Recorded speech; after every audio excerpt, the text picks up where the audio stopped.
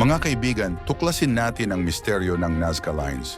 Sa buong kasaysayan, may mga bagay na patuloy na nagbibigay ng palaisipan sa sangkatauhan.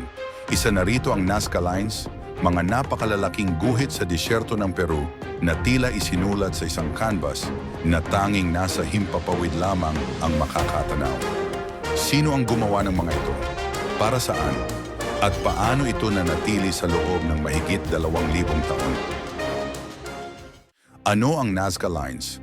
Ang Nazca Lines ay isang koleksyon ng mahigit 300 geometric shapes, 70 representasyon ng hayop at halaman, at daan-daang tuwid na linya na matatagpuan sa Nazca Desert, Peru. Sumasakop ito ng halos 1,000 kilometro kuwadrado at may mga linya na umaabot ng higit 12 milya ang haba. Dahil sa kanilang laki, pinakamalinaw itong nakikita mula sa himpapawid, isang bagay na lalong nagpapalalim sa misteryo kung paano ito ginawa at para kanino. Kailan at paano ito ginawa? Ayon sa mga arkeologo, ginawa ng Nazca Civilization ang mga linya sa pagitan ng 500 bago ang Kristo at 500 taon pagkaraan ng Kristo. Bagamat maaaring mukhang komplikado, ang proseso ay simple ngunit nangangailangan ng dedikasyon. Tinanggal nila ang mapulang bato sa ibabaw ng disyerto upang lumitaw ang mas maputing lupa sa ilalim. Dahil sa tuyong klima ng Nazca Desert, nanatiling malinaw at buo ang mga linya sa loob ng maraming siglo. Ano ang layunin nito? Hanggang ngayon, nananatiling palaisipan ang tunay na gamit ng Nazca Lines. Ilan sa mga teoryang inilagay ng mga eksperto ay astronomical na gamit. Ang ilang linya ay posibleng nakaposisyon ayon sa mga bituin at celestial bodies. Sagradong ritual. Maaring may kaugnayan ito sa kanilang relihiyon, isang paraan ng pagsamba o pag-aalay sa kanilang mga Diyos.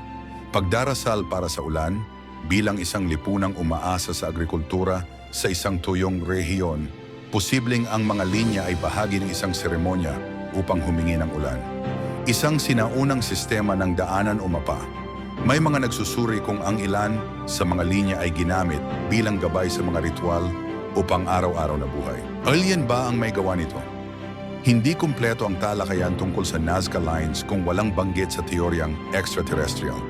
May mga naniniwala na ang malalaking sukat at komplikadong disenyo ng mga linya ay patunay ng impluwensya ng mga nilalang mula sa ibang mundo. Ngunit ayon sa mga eksperto, gamit lamang ang simpleng tali, kahoy, at kaalaman sa geometry, kayang-kaya ng mga sinaunang Nazca na gawin ito. Walang kinakailangang alien technology. Ano ang ipinapakita nito sa atin? Ang Nazca Lines ay hindi lamang likhang sining, kundi isang testamento sa talino, kasanayan at dedikasyon ng sinaunang sibilisasyon. Patunay ito na kahit noong unang panahon, may kakayahan na ang tao na lumikha ng mga kahangahangang obra gamit ang simpleng kagamitan at matibay na pananampalataya.